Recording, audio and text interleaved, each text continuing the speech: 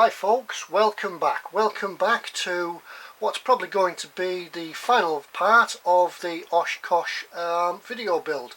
I say the final part because until we get through to the end I never really know what's going to happen. I don't really plan it as such, I just make it up as I go along, and we'll see how the paints and everything sort of dries and gets ready, and whether or not this video is going to go on too long. But we're probably going to get everything finished in this video.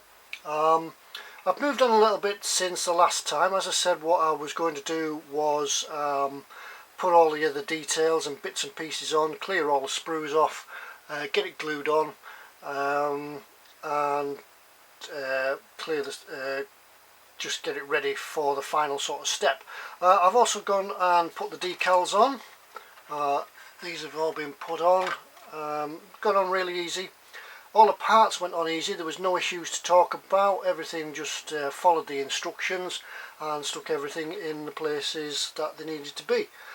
What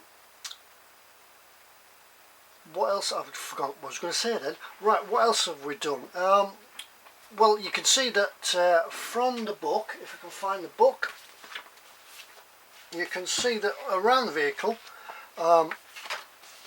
there are various cables and conduits to connect all the sort of electrical and radio equipment up.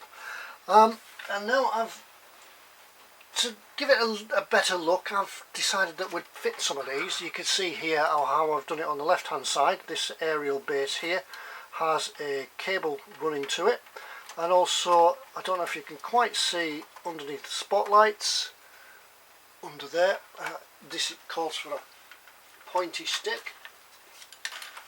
Can't have a video without a pointy stick. You can see right under here there's some cables there, and also on this piece of equipment right on the bonnet there's a cable running around there, and we'll show you how to put those on in a moment. All I've done for those is use various bits and pieces that have been lying around. I've actually used some plastic covered wire. It's quite bendy. It's quite useful because you can form it into all sorts of different ways and means. That's been used on the bonnet. And if you remember that when we did the hydraulic pipes on the back end, I used some more of this rubber tube. Well, it's not quite rubber, it's sort of a plastic tube. Some of that in there. I've got two sizes, because I always think that if you do everything in one size it never really looks right. So I've got a larger size here which I've used for the conduits here, and smaller sizes for the spotlights, and obviously the copper colour, the plastic covered copper cable I've used for the equipment on the front. I've also used some of the sleeving to go on the back here. Now if we can move the vehicle in, you have noticed, you probably saw at the start of the video when the vehicle drives out of the garage, that it's got lots of aerials, antennas and things around. Now for that I've made my own cables up, and for that I've used there are lots of ways for making cables. You know, the old stretch sprue method, stretching pieces of sprue out over a candle flame. What I've used for these, and I've found that are an ideal size, is a guitar string. Simple as that. I found that the best size to use is if you go into your music shop and ask them for a steel G string. Steel guitar G string. If you're asking for a steel G string, yeah, he'll give you that bit of a look, but I know they've heard all the jokes about steel G strings before, but that's what that's what I've used for that. It just gives it the right look. And then what I've done is taken some of that thin tubing that we saw earlier and just slid that over the end, and it gives it a more authentic type look. Now I'm not sticking these aerial bases in, by the way, I'm just making them a tight fit. This one just needs to be tightened up a little bit. Just making them a tight fit because this aerial goes on and on and on, all the way up there, all the way up there, all the way up there. It goes on and on and on. And if you're needing to transport your vehicle about anywhere, or take it anywhere, take it to show the family and friends, or even to some model shows, these are going to get bent. So I've made the bases a push fit so that it can be taken off. As I say, that one just needs tightening up. Done them in various lengths, 2 lengths. A bit difficult to see, a couple of G strings on the video. That one will go in there. That one will go in there. This one, the front one, the vehicle has a seemingly thicker aerial on the front. Now you could quite easily make this from some sprue, but I found this in the spares box. It's an aerial actually off the Panzer tank. And it fits on that base quite nicely with a little sort of locking nut just on the bottom, and that one will sit in there. And I must say that I'm just adding the aerials. If I can pull back a little bit, I'll move the camera up and try and show you. Just adding the aerials just brings it to life. The other cables and sensors as well, the other aerials and sensors, once again I've left them loose. That one will go in there, and that one goes in the back there. And as you can see, as I say, just adding those aerials does quite bring it to life. Anyway, we can take those off, and now we're going to get ready and do some weathering. I'm only going to do some dusting, really, some sand, using some pigments. If I can dip into my weathering effects drawer, there's various pigments available from MIG. What we're going to use, light dust. I can't find them now. I put them all away. I had to tidy up yesterday and I can't find anything now. Light European earth, another colour dust.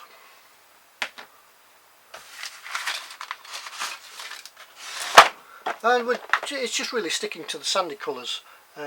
Beach sand.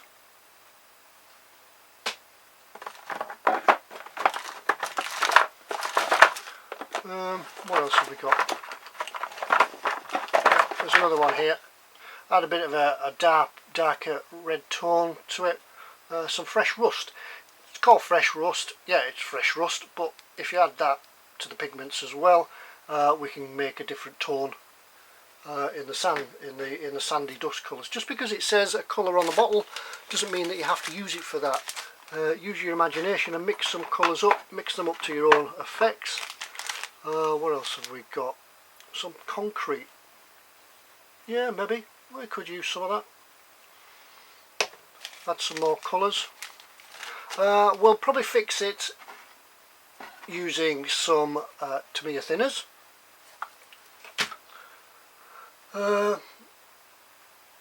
And mix them all on a colour palette, which I can't quite find at the moment because as I say, I've tidied up and now I can't find anything. I try to be organised, but I never am. Right, I'm going to have a look and find this colour palette so we can mix the earth tones and stuff on. The vehicle itself has been given a coat of matte varnish, so the pigments will bond to it. Yep, do your clear coats for your decals, etc. and that, and then give it another coat over. This time give it a coat in a matte varnish, so as I say, for using pigments will stick to the matte varnish. Right, I'll go and get ready, and well, see you in a moment.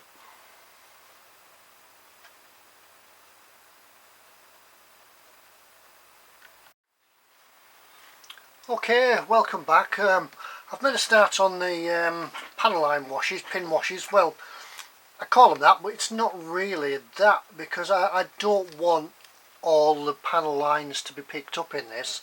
What we're doing is just trying to give an indication or a hint of muck and grime that's accumulated.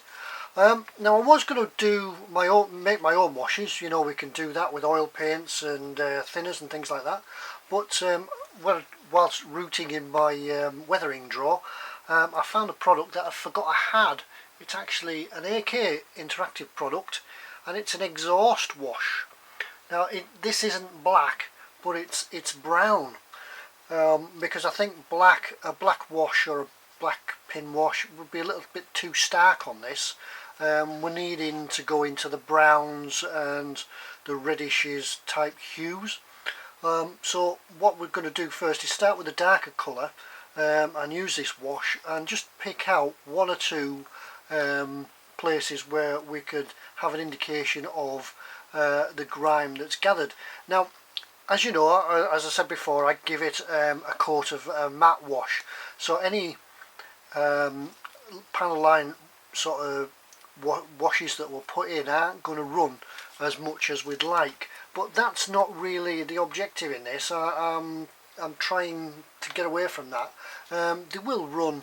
We can make them run by just putting a bit of thinners in there and really thinning the paint down, but this just comes nicely out of the bottle and it just fits in with what I want, because all we're doing is just touching in here is just picking up some of the corners where the grime would sort of accumulate. We don't want to run it all along this panel line here. As we say, there's one on the door. There's a panel line along the door there. If you can pick this up on the video, hopefully it's picking it up. But what I'm trying to do is just get the grime to gather in the corners, the corner of the hinge here.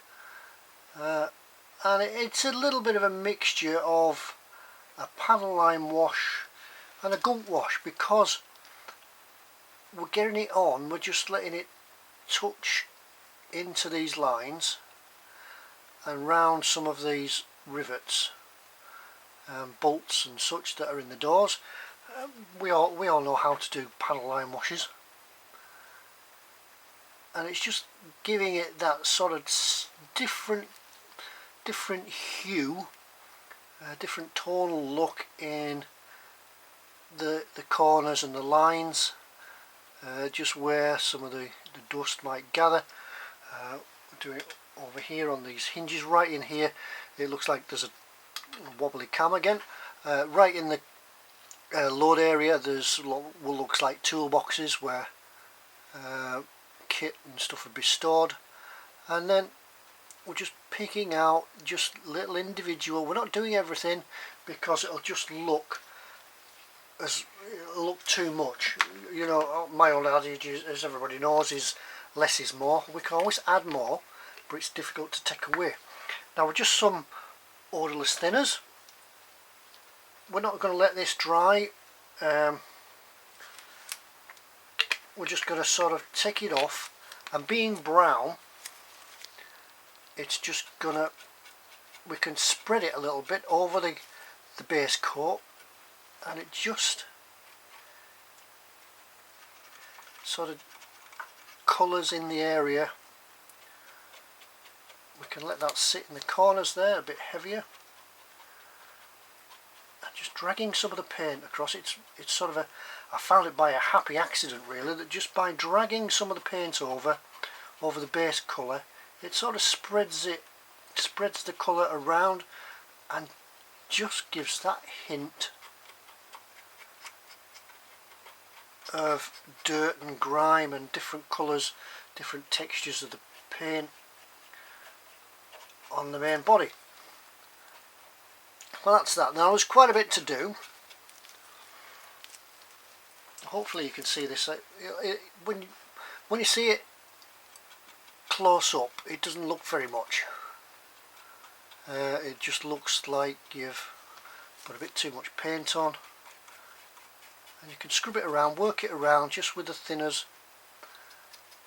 Just use the wash just to work with it and sort of scrub it around. You scrub a little bit harder, you can take it off. because we're not going to harm the base coat because we've put the varnish on, as you know. So we've done that. Now, as I say, if you look too close like that, it looks nothing at all. Now let's see, I don't know if it'll work on the video, but when you come back a little bit, hopefully we can see how it all works. Maybe we can't. Well, you see it all, you'll see it as it comes in towards the end. So I'm going to carry on and do the both sides of this. I've done the steps as well. Now what I did with the steps, I give these a really thick coat of the wash, just to let it sink into the indents and the checker pattern, just to let that sit in there, and giving it more or less a filter. And then taking the swab again,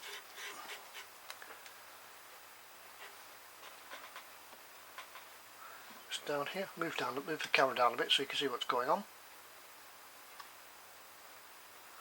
Sorry about the movement of the camera, but we can give it a little bit of like a filter.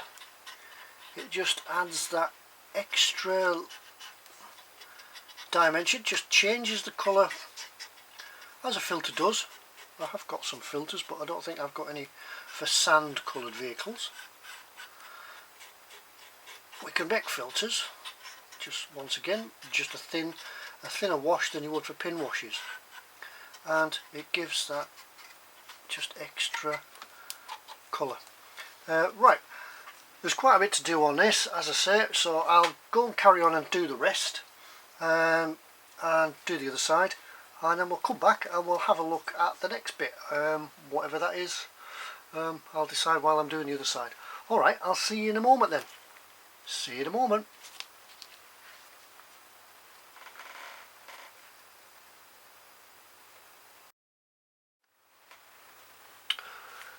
Okay, welcome back. One problem with building big models, it takes you an absolute age to get right round it and weather it all. But that wash has gone on pretty good. I've used it as well as a wash to the panel, as well as the panel lines that you saw me doing in the last segment. I've gone on and used it as a wash, and actually sort of washed it over the bodywork, and then dragged it out using some makeup brushes, makeup sponges, and just generally working it with brushes and some odourless thinners, which I'm sort of getting low on at the moment, so I've gone on and just got some white spirit just in a bottle there.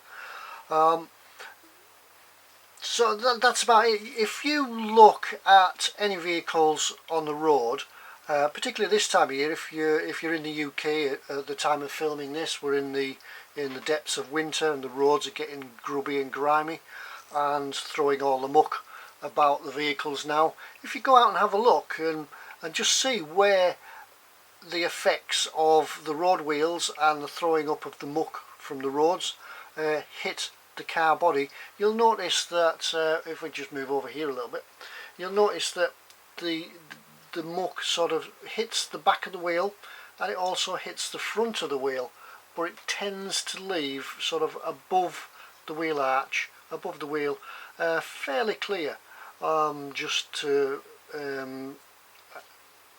get the everyday sort of grime, but the road dirt, the dust and such will be just thrown up front and back of the wheel, and it'll also travel along the lower parts of the bodywork and leave the upper half fairly clear, and that's what we're going to try and replicate in this instance, whereas this vehicle, rather than being the dirt and wet, it's going to be in the dry and the dusty. But these vehicles are a matte finish and the paint texture is quite rough, so dust and dirt and grime will gather, but unlike the Panzer tank, it's not going to get dirty and chipped. Yes, granted, there are going to be some areas, particularly along sort of the running boards as such, that are going to get chipped from boots and tools and equipment and things like that. Maybe little bits, there'll be muck and grime from dirty hands and gloves around the door handles. And really we're going to work it in as much as that. So we're on to the next stage, and that's applying some dust and dirt. Now for this I know we have had a look right at the start, but we're going to use some fresh rust. We're going to use some light dust, not rust. And we're going to use some beach sand as well. Now the problem with these, when we're putting them on, is that they're very close in colour to the vehicle itself. So adding them, sort of mixing them up and adding them, sort of does make it stand out a little bit. And this fresh rust, as I said before, just because it says fresh rust doesn't mean that you have to use it as fresh rust. You can use it, as we're going to do here, in a palette. Now working with pigments is a mucky process, so it's best to cover the workbench, cover your hands, and use an old brush. I have two sort of tubs. I have sort of two standards of brush. There's the used brushes. Once brushes get a bit past the best, they'll go into this tub. I've got another similar tub with the good brushes in, and these brushes here are just a few pound. I think they cost me £3 for a set of 12, just from the local high street art store. They're ideal for what we want, because you can use them and they're almost disposable as such. Anyway, to put the pigments on, we're just going to use said brush. We're going to fix them with the thinners, because I've got none of this left. But it's just the same. It's white spirit. You can get it in huge bottles, and it's just as cheap to buy it that way. I just happen to have got this one, and we can fix them that way. So all we do is give the areas that we want plenty of dust and let it gather and sit. And you'll also find the pigments will sort of taint the paintwork as well. And I'm getting quite a lot. Who else uses the X20A bottles as a stand for the model as well? Just the right size for painting on. Put them in a palette. I did find the palette. Put your paints in a palette so you can mix them together, and just apply liberally, just where you think things will sit.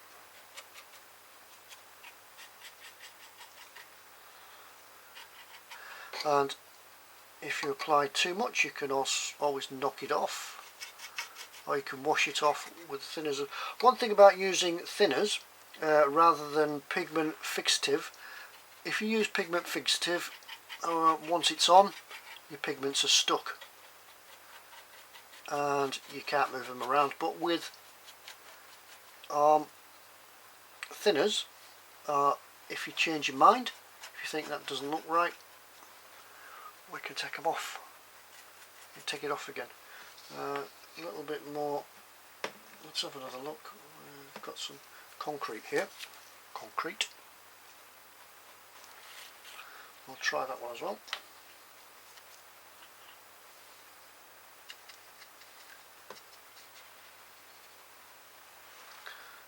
Just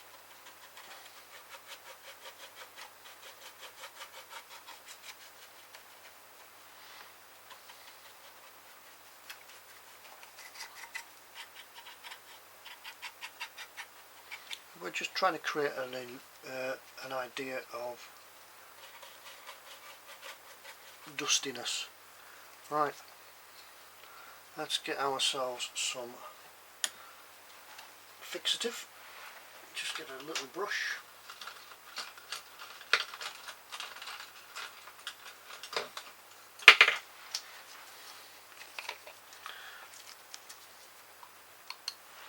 And just touch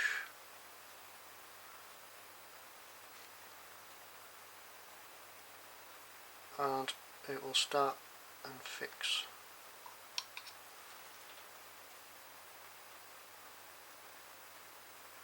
The only difference between this thinner, the white spirit, and the odourless thinners is that the odourless thinners is odourless. Does the same job. Just let the capillary action of the thinners just do its job.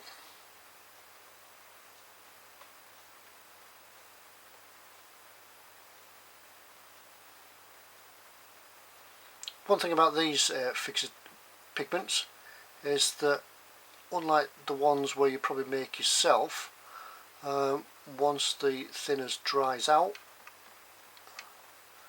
it's the same colour, it goes back to the same colour as came out of the bottle. Sometimes if you get some cheaper paint pigments or something like that, they can, not always, but they can change colour once they've become wet and dried out again.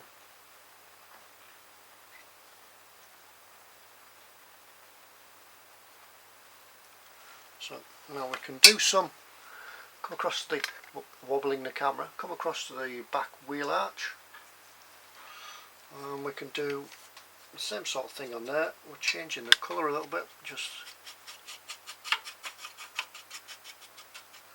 dusting it on.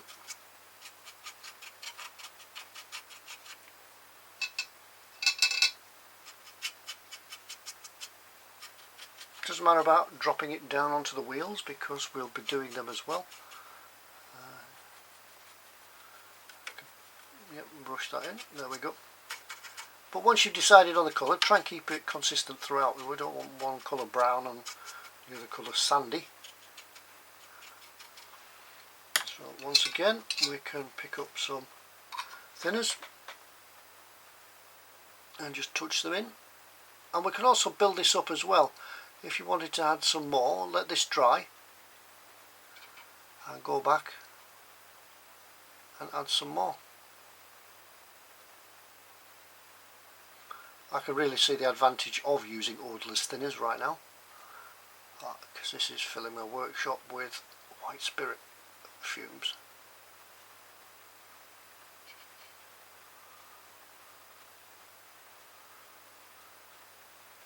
Just try and get the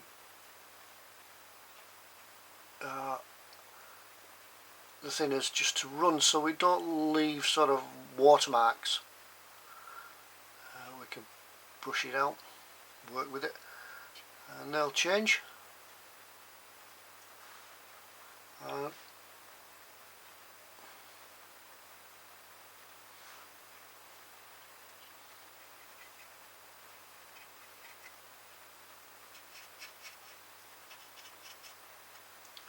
More fixative, we can, more pigments, put those in there as though it's thrown up from the wheels, and we can begin working, come down a little bit, we can begin working inside as well, on the wheeler, on the mud flaps.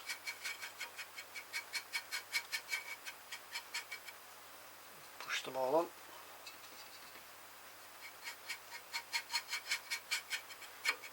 And we can, if we want it, we can build up on the chassis inside. You can really throw that in there because dust and such will sit on top of everything.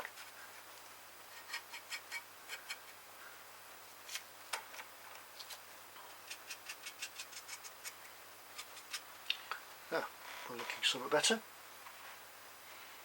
Go around the front, have a look.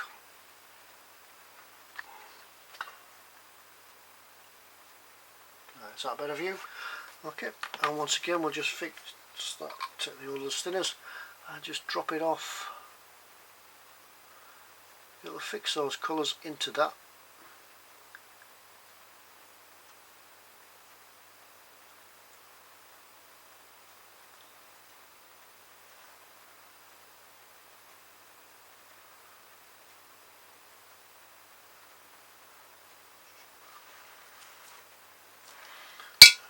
Back to a makeup sponge.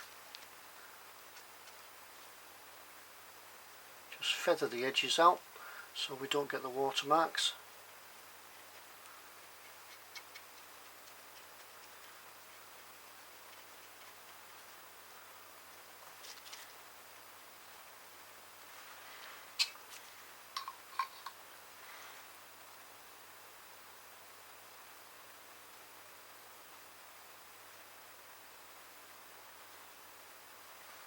Just like, if you remember, if you've been watching this video series right the way through, you'll notice that we did exactly the same. We used the same procedure on the inside. Can we open the door? Can we open this door? Let's have a look.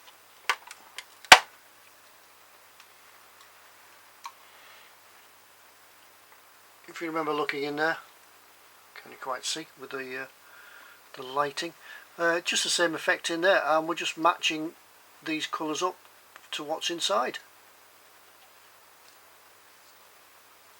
Alright, that's me done this bit on pigments and fixing. I'll carry on with this. As I said, it's a huge vehicle, so I've got to go all the way around it now and do the same thing right the way around. So while I'm getting high on the smell of white spirit, I'll let you go and get a cup of tea and come back in a moment for the next segment. See you in a moment.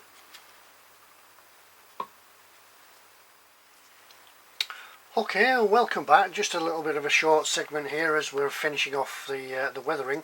As you see, we've got most of the lower parts of it done, and we're just moving up a little bit now, just to sort of dustify.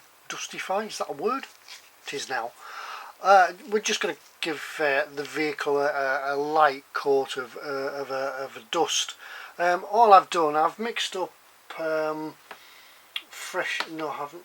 What have I mixed up? Beach sand, light European earth, and I'm just using it as a loose medium, just on a number 8 brush, round brush, and just dusting it around just so it sort of catches in. Let's move in and see if you can see this any better, so I see how it's working. Just so it's sort of catching in the nooks and crevices and other areas, just to sort of balance the rest of the vehicle up, because obviously it wouldn't all be clean. It'll as the vehicle's moving through the terrain, it'll kick up a dust, and all the dust will settle, any sort of dust storms, and things will pick up. Now what I've done, you saw before the vehicle was resting on the X20. I've decided I've had enough of the smell of white spirit, and I've actually gone on and decided to use the X20 as a fixative. So if I can find my little brush, oh, that one will do. So it's just the same as using the white spirit, and it's just as good. And just where the amount of dust gathers, just touch it in, and this will, just like the odorless thinners or the white spirit, this will fix it in as well. I usually try to keep it for airbrushing to me paints and things like that, because it's difficult to get quickly when you need it. Obviously we can order it from e-models, but there's always that time that you come to use it and you haven't got it because you've used it on something else. So I try not to use it too much for fixing. Anyway, but it's doing the job now. Doesn't smell half as bad as the white spirit. Probably all of those who were shouting, use the X20 under your truck, I'm now using it. So that's that one done. That's that side. So that's it. We can use, as I say, we're using that as a light dust just to pick up some of the highlights. Sorry, not the highlights. Just to pick up some of the banging the camera with my brush now, just to pick up some of the highlights with the edges with a sand, and just look as though it's sort of tracking down and being dusty, and using my makeup sponge just to drag and clean up what we don't want. Alright, that's that little bit. We're going to have a look at the wheels next, and we'll get on with them, and then we're just about done. Anyway, quick segment, see you in a moment. Okay, welcome back. Just as I broke off for the last segment, I did say that I was going to use some of this, and I have used some of that until I remembered that the varnish that I put on that was only acrylic, so that eats through the varnish back to the plastic. Fortunately, it's just a little spot that I found that when I rubbed too hard with the paintbrush, it just took it off, and I thought, oh dear, better stop. So I stopped. I managed to rescue it. There is a little bit of repair work to be done, but I can do that in my own good time. And also, whilst I was messing around with that, I spilt everything out of the paint palette, but never mind. Things don't go to waste in this game. I'm just scooping it up off the workbench now and dabbing it on, because we modelers don't like to waste anything. Anyway, moving on, the tyres. I am still using this. I'm going to use this to fix the pigments onto the tyres. Come and have a look. The tyres, really easy to do. Just use some gloves because it gets messy, some paper towel, because when you drop it all off you can pick it up again and scrub it back on. Now we're looking at, in this case, a dusty type look, and we are looking to get the sand. We're using sand. Oh, wait, can you see it? Sand, AMIG 3012, because I think it looks quite a nice colour against the black, and just some of the acrylic, the X20 thinners, and it's just a matter of pasting this stuff on, getting it into the treads, get it as much as you can, or where you want it, or as little as you want. If you don't want it too much, you can paste it all over the tyre. It will stick, it will go on, and then with your little brush just fix it on. This is where the X20 won't affect the rubber. It won't affect it because nothing's been painted, nothing's been varnished, and it's not going to eat anyway. All it's going to do is just hold the pigments in place, and as you can see, hopefully you can see, it darkens it down a little bit, but it does come back. See, these bits over here have been done, these bits up here, the colour comes back. And also when you're washing, coming in without wobbling the camera too much, when you're washing the tread with your pigment, you can just wash off the bits on the top, on the outer tread where it's going to wear off on the road, because we're looking at this vehicle's just been across a desert, been across some sand, and the sand's stuck into the treads, but it's worn off on the road. Or you could use your makeup sponge and just rub it off, and that's all there is to doing tyres. Now you can let that dry, give it overnight to dry, and come back, and if you want to put some more on the top, put some more on the top. If you want to take some out, just pick up your thinners again and wash it out. But that's about it. So tyres, really easy, see? So we can look, let's take it off of the bottom of these thinners and we'll have a look round.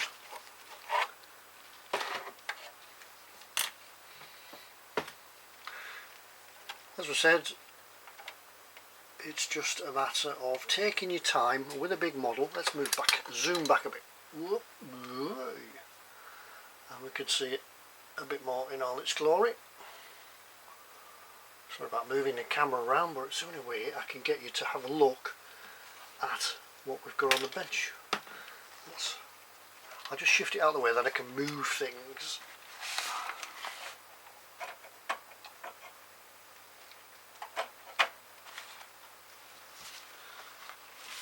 Let's get my turntable.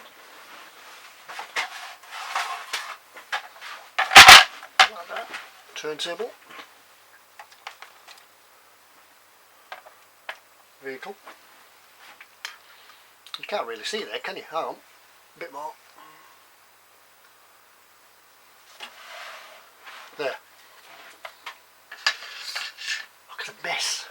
It's everywhere. Dust. Right. This is really about all we're going to do with this vehicle. I've got a few ideas. I'm going to put a load in the back. I've got some 1/16 scale jerry cans. They're going to go in the back just to sort of fill this load area up. And there's these, can you see them just in here? Pointy stick. There's a couple of holes in the load bed where screws go in to attach the load bed to the chassis. They don't really look right, so you can fill them, but I'm just going to put some stuff in there. Can you see? Move it around. Put a jerry can in there, and so what else have I got? I've got some ration packs. They're going to go in there as well. Just from looking around the internet, we can pick them up. What else are we going to do? Well, I'm going to weather this up. This is the IED detection device. If you ever saw that on the front of the vehicle, wonder what it was. I understand that that gets lowered down, so it's a short way in front of the vehicle, and there's a system in it, probably all top secret and specially type thing, electronic things in it, and it detects or it explodes improvised explosive devices, IEDs, protecting the vehicle. How it works, I have no idea. Maybe you can tell me. Right, that's that bit done. Right, I'm going to get it all weathered together, and we'll come back, put everything on it, and we'll come back and we'll have a final word and a look round, and that will be about it. It looks good, doesn't it? Now we've got the muck on. It always brings a model together, I think, when we've got some muck on it. It makes it more of an interesting subject. Yeah, we can portray models, aircraft, tanks, vehicles, ships, as though they've come out of the factory, and that's very nice too, but I just like weathering. And there it is. Right, I'm going to get it all done now, finish it off, get this video boxed up and sent off to eModels so you can be watching it as you're doing now. Right, see you in a moment.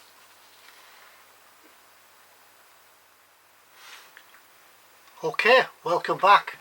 This is the final part of the Oshkosh M-ATV build. This is when we have a look round, have a walk round, and see the finished product in all its glory. It's all been weathered. All I've done since I've finished the last part is gone across and done some just metallic dry brushing on one or two places, such as the steps and the sensor on the front of the vehicle, and one or two other places where it might get a bit of general wear and tear, such as the towing eyes, and the sort of thin metallic bits where the paintwork might get knocked off, because I would expect the paintwork in these is a lot tougher than what we'd seen on earlier period military vehicles, but this is it. It's been a great kit. Trumpeter have got it right. There's no issues with it. It is a kit of an actual model. I can't think of the name of the model, but you can already buy it ready-made if you want to, but then there's not the fun of building it like we've had here. Yeah, it's been great. It's a great little kit if you want to get into 1/16 scale. It's nice and big. It makes an impression on your desk or your workbench. When you've got it finished, it'd be a nice little centerpiece for talking about. And there's bags of potential if you wanted to take things further for adding all the information, all the details inside, and extra details on the outside, which can all be fine, as you've seen me working through in the book. As we know, there's a DVD available for this. Emails have or had them in stock. If you have a look on the website, if you want to look for this model, if you want to look for the book and the DVD, if eModels have got it in stock, it'll be on the website. They're not one of these companies that will have it on websites and offer it for sale and then put you on a waiting list until it next comes into stock. If it's there, you can order it and they'll send it out to you. But this is brilliant. It's a nice little kit for 1/16 scale. It's all there. It's brilliant. Would I do it again? I don't always build kits twice. Once I've built them, I'll move on and do something else and tick that one off that I've done it. But yeah, I could do it again. It would be a fairly quick build to do, especially if you weren't filming it and editing the films and everything else. It would go together fairly quickly. You could leave it standard as it is, or you can have a look, you know, what we did inside with the seat belts and things like that. There's those little bits and pieces that are missing that I do think that if Trumpeter went the extra mile, they could have actually put them all in. Don't forget the lights as well, where we put the lights in as extra on this kit. We can see the glow from the inside, well maybe not, but if we spin it round, you can see now the headlights and the green glow just through the windscreen for the driver. The windscreen's all been dusted up to look as though the wipers have moved a bit of dirt across, and the side windows, I've portrayed them as though the crew have got out and just given them a brush over with the gloves or a rag to take some of the dust off. We can see in the back here we've got the load ready for it going out on operations. Looking at the state of the vehicle, it's probably already been out for a day or two. It's quite messed up, so there's a few jerry cans, water bottles and ration packs left ready for the next couple of days. I'm not quite, I have put them in the back. I'm not quite sure whether I'd leave them like that at the moment, because I might take them out and rearrange them, maybe look as, see the wobbling about a little bit. Maybe look as though they're tied down, because I'm sure that just left free in the load area they'll soon lose them as they went up and down a few bumpy roads. But that's it.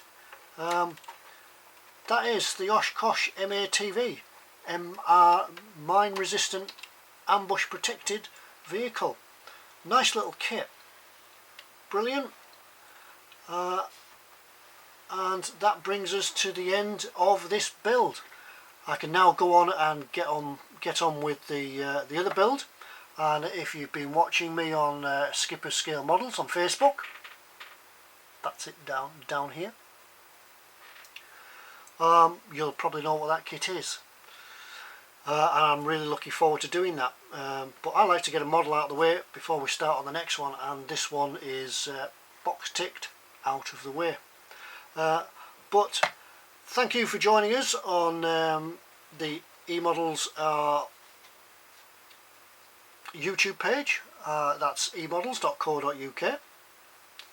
And thank you for coming along and commenting. I always like to read your comments as I go through a build, and read the messages and the emails that come through. But thank you for watching, and I hope you've enjoyed it. And we'll leave you now and see you in time for the next build. Okay, bye now.